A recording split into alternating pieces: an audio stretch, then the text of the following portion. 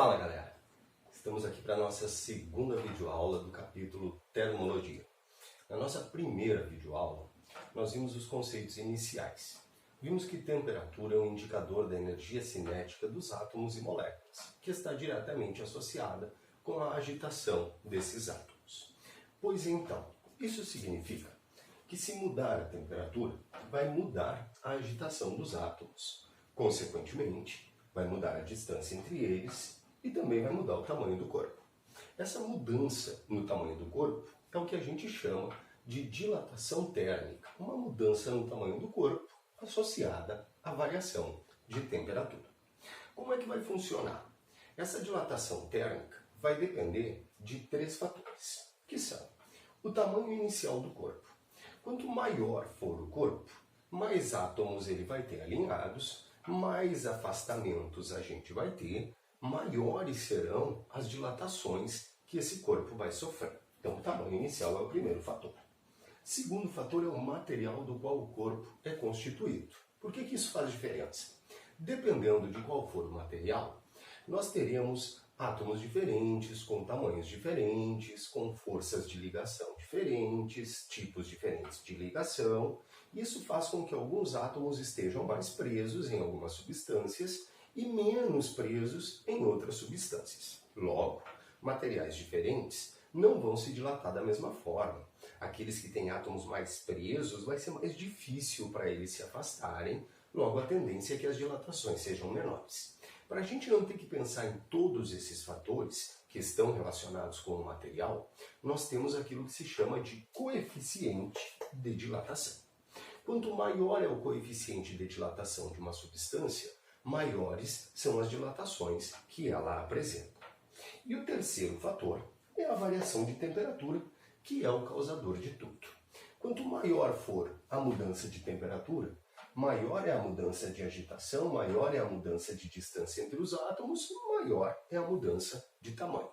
Lembrando que quando a gente fala mais tamanho inicial dilata mais na hora de aumentar, dilata mais na hora de diminuir quando a temperatura baixar. Então quem tem mais tamanho inicial, aumenta mais de tamanho se for aquecido, diminui mais de tamanho se for resfriado.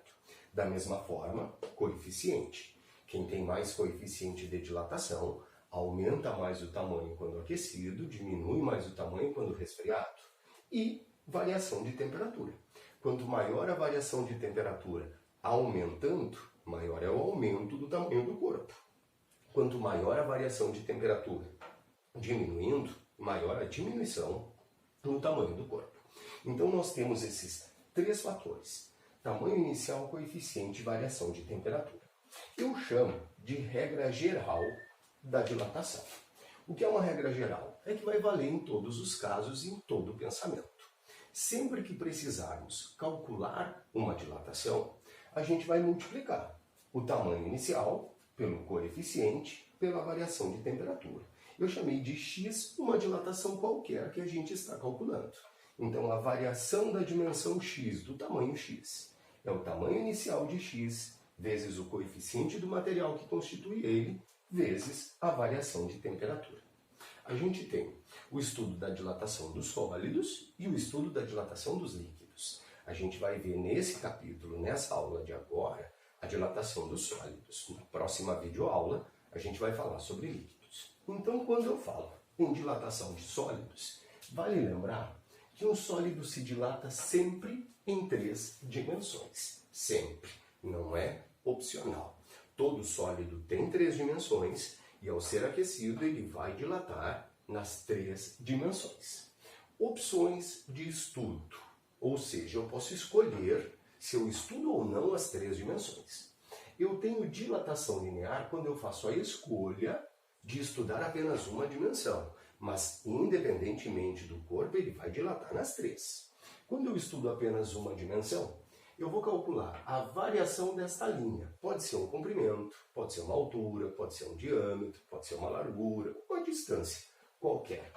A variação desse comprimento é o tamanho inicial do comprimento, vezes alfa, que é o coeficiente para essa dilatação de uma dimensão, vezes a variação de temperatura. É a nossa regra geral. Tamanho inicial, coeficiente, variação de temperatura.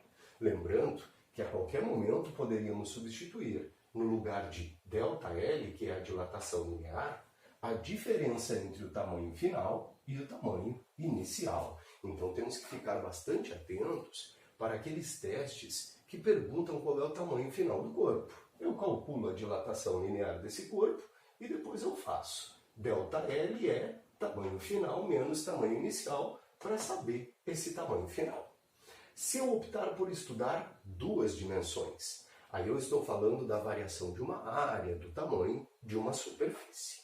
Dilatação superficial, quando eu quero estudar duas dimensões. A variação de uma área, que pode ser área final menos área inicial. Nosso delta sempre final menos inicial. Como é que eu calculo a variação de área? Regra geral, tamanho inicial, área inicial, coeficiente, que a gente chama de beta, vezes variação de temperatura.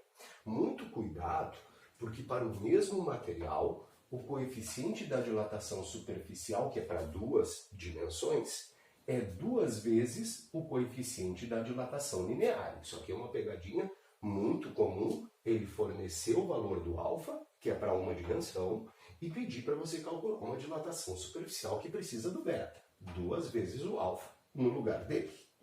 E se a opção for feita pelo estudo de 3 dimensões, variações de volume como um todo para o corpo, variação de volume, volume final menos volume inicial, eu vou calcular, regra geral de novo, tamanho inicial, volume inicial, coeficiente, que aqui a gente chama de gama, vezes a variação de temperatura.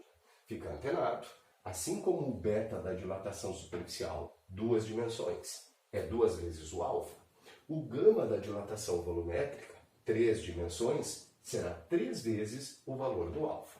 Então, muita atenção para o uso correto dos coeficientes.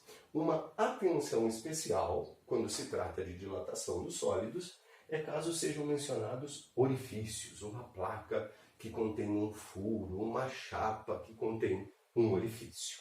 Orifícios acompanham a dilatação do corpo onde estão. Isso significa que se eu aquecer um corpo, o tamanho do corpo vai aumentar e o orifício que nele está também vai aumentar, nas mesmas proporções. Se o corpo aumenta 1%, o orifício que nele está aumenta 1% o seu tamanho. Se eu resfriar o corpo que tem um orifício, vai diminuir o tamanho do corpo e também vai diminuir o tamanho do orifício. Orifícios, buracos, cavidades acompanham a dilatação do corpo. Se o corpo aumenta, o furo aumenta.